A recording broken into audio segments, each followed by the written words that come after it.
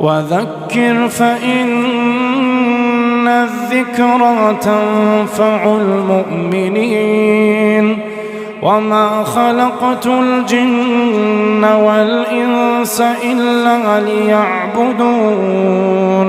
بسم الله الرحمن الرحيم. الحمد لله نحمده ونستعينه ونستغفره ونؤمن به ونتوكل عليه ونعوذ بالله من شرور أنفسنا ومن سيئات أعمالنا. من يهده الله فلا مضل له ومن يضلله فلا هادي له. ونشهد أن لا إله إلا الله وحده لا شريك له وأشهد أن سيدنا محمدا عبده ورسوله. أما بعد، فقد قال الله تعالى في محكمه تنزيل وفرقانه المجيد: أعوذ بالله من الشيطان الرجيم. بسم الله الرحمن الرحيم. إن الذين يتلون كتاب الله وأقاموا الصلاة وأنفقوا مما رزقناهم سرا وعلانية يرجون تجارة لن تبور. அன்புக்குரிய இஸ்லாமிய சகோதரர்களே, அல்லாஹு தஆலா நம்மை மனிதர்களாக படைத்து இந்த உலகத்தில் முஸ்லிம்களாக அவனுக்கு மாத்திரம் சுஜூது செய்யக்கூடிய, அவனை மாத்திரம் வணங்கக்கூடிய தௌஹீத்வாதிகளாக, ஓரிரை கொள்கைவாதிகளாக அல்லாஹு தாலா நம்மை படைத்திருக்கின்றான். அல்ஹம்துலில்லாஹ். இவ்வாறு படைத்த அல்லாஹ்வுக்கு நாங்கள் சரியான முறையில் நன்றி செலுத்துகின்றோமா, அல்லது நாங்கள் அல்லாஹ் ஏவிய கட்டளைகளை மறந்து அவனுக்கு மாறு செய்கின்றோமா என்று நாங்கள் ஒவ்வொருவரும் நமது உள்ளத்தை தட்டி கேட்க கடமைப்பட்டிருக்கின்றோம். இவ்வாறு நாங்கள் அல்லாஹு தாலாவுடைய பாதையை விட்டும் நாங்கள் நெருபிறல்கின்ற பொழுது, தூரமாகி செல்கின்ற பொழுது, அல்லாஹு தாலா காலத்துக்கு காலமாக சில நேரங்களையும் காலங்களையும் அல்லாஹு தாலாவின் பக்கம் அடியார்கள் நெருங்கி வர வேண்டும் என்பதற்காக அல்லாஹு தாலா ஏற்படுத்தி வைத்திருக்கின்றான். அந்த அடிப்படையில் தான் நாம் அடைந்து இருக்கக்கூடிய, நாம் இன்று சங்கமித்திருக்கக்கூடிய இந்த புனித ரமலானுடைய மாதமாக இருந்து கொண்டிருக்கின்றது.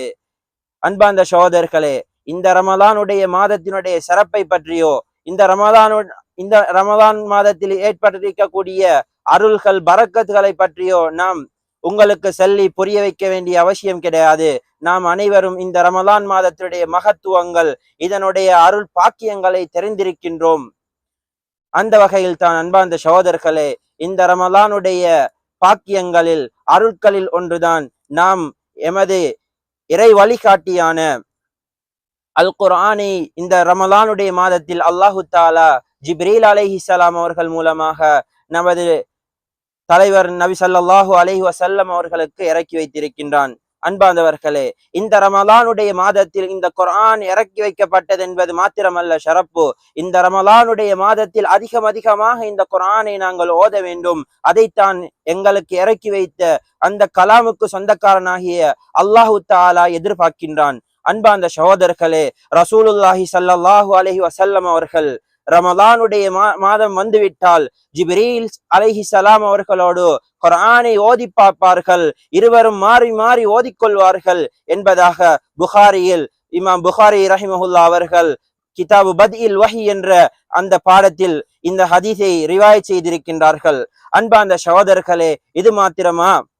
நபி ஸல்லல்லாஹு அலைஹி வஸல்லம் அவர்கள் மரணிக்கக்கூடிய அந்த ஆண்டு மாத்திரம், அந்த ஆண்டினுடைய ரமலானுடைய மாதத்தில் 2 முறை முழுமையாக குர்ஆனை ஜிப்ரீல் அலைஹிஸ்ஸலாம் அவர்களோடு மாறி மாறி ஓதி பார்த்தார்கள் என்பதாக இமாம் புகாரி ரஹிமஹுல்லா அவர்கள் அவர்களுடைய சஹீஹிலே பதிவு செய்திருக்கின்றார்கள்.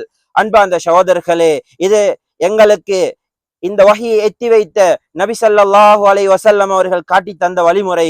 அன்பார்ந்த சகோதரர்களே, நாங்கள் குர்ஆன் ஓதுவதற்கு ஏராளமான சிறப்புகளையும் பாக்கியங்களையும் நபி ஸல்லல்லாஹு அலைஹி வஸல்லம் அவர்கள் எங்களுக்கு சொல்லி தந்திருக்கின்றார்கள். அதுபோலதான் நபி ஸல்லல்லாஹு அலைஹி வஸல்லம் அவர்கள் சொன்னார்கள், உங்களில் சிறந்தவர்கள் யார் என்று சொன்னால், உங்களில் மிக ஏற்றமானவர்கள் யார் என்று சொன்னால், கைருக்கும் மன் தஅல்லமல் குர்ஆன வ அல்லமஹ், உங்களில் குர்ஆனை கற்று அதை பிறருக்கும் எற்றி வைக்கக்கூடியவர் தான் உங்களில் சிறந்த மனிதர் என்பதாக ரசூலுல்லாஹி ஸல்லல்லாஹு அலைஹி வஸல்லம் அவர்கள் சொன்னதாக உஸ்மான் ரலியல்லாஹு அன்ஹு அவர்கள் இந்த ஹதீஸை ரிவாயத் செய்திருக்கின்றார்கள். அன்பார்ந்த சகோதரர்களே, அது மாத்திரமா எங்களுக்கு குர்ஆன் ஓத தெரிந்தால் தான், நாங்கள் ஓதினால் தான் அதற்கு கூலி கிடைக்கும் என்று நாங்கள் பயப்படுகின்றோமா? அவ்வாறு கிடையாது சகோதரர்களே. ரசூலுல்லாஹி ஸல்லல்லாஹு அலைஹி வஸல்லம் அவர்களுடைய ஹதீஸை ஆயிஷா ரலியல்லாஹு அன்ஹா அவர்கள் எங்களுக்கு அறிவித்து தந்திருக்கின்றார்கள்.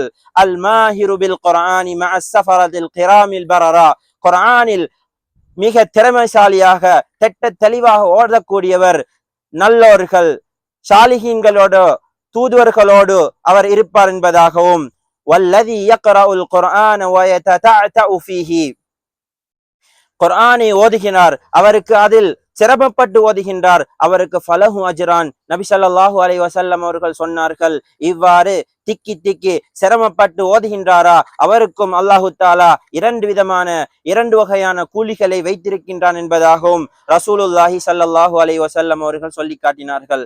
அன்பார்ந்த சகோதரர்களே, அபூதர் ரலியல்லாஹு அன்ஹு அவர்களை பார்த்து ரசூலுல்லாஹி ஸல்லல்லாஹு அலைஹி வஸல்லம் அவர்கள் சொல்கின்றார்கள், அலைக பிகிராஅத்தில் குர்ஆன், அபூதர்ரே, நீ தினமும் உனது குர்ஆனை நீ அதிகமாக ஓதிக்கொள். ஃபஇன்னஹு நூருன் லக ஃபில் அர்த், அதுதான் உனக்கு இந்த பூமியில் வாழக்கூடிய காலமெல்லாம் உனக்கு அது வெளிச்சமாகவும் பிரகாசமாகவும் ஒளி வீசக்கூடியதாகவும் இருக்கும்.